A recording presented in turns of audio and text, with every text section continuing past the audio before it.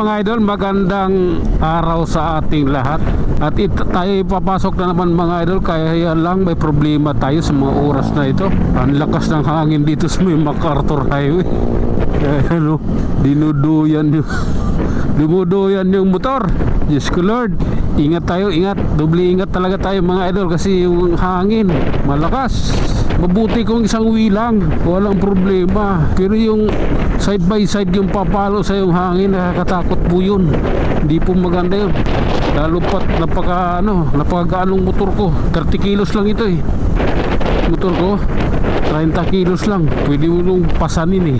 Pwede mo buhatin itong motor na to eh. Kaya ito, dandahan lang tayo at doble ingat. Okay, relax lang. Ayan na, may hangin na naman. Ay Diyos ko Lord.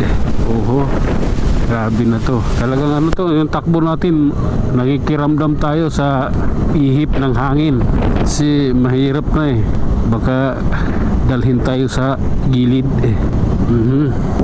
Oh my God. Oho, grabe na daw. Dito tayo banda ito.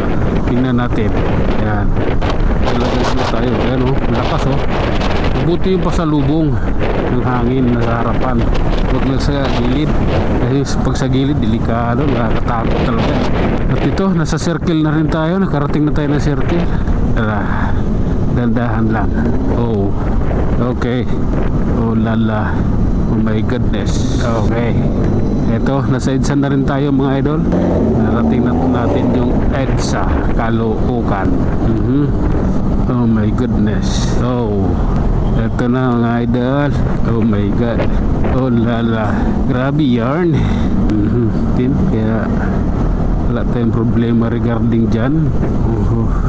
Tara, let's. Okay. Sige lang. Oh. Oh my God. Go, go, go. Power Ranger. Katawid tayo na stoplight sa awa ng Diyos. Naitawid natin. Relax lang idol ha. Oh my goodness. Oh lala.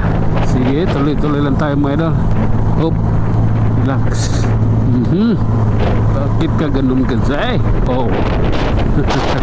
Love natin to. Ito na mga idol, sa bagong baryo na tayo Caloocan. Relax lang. Basta love natin ang isa't isa.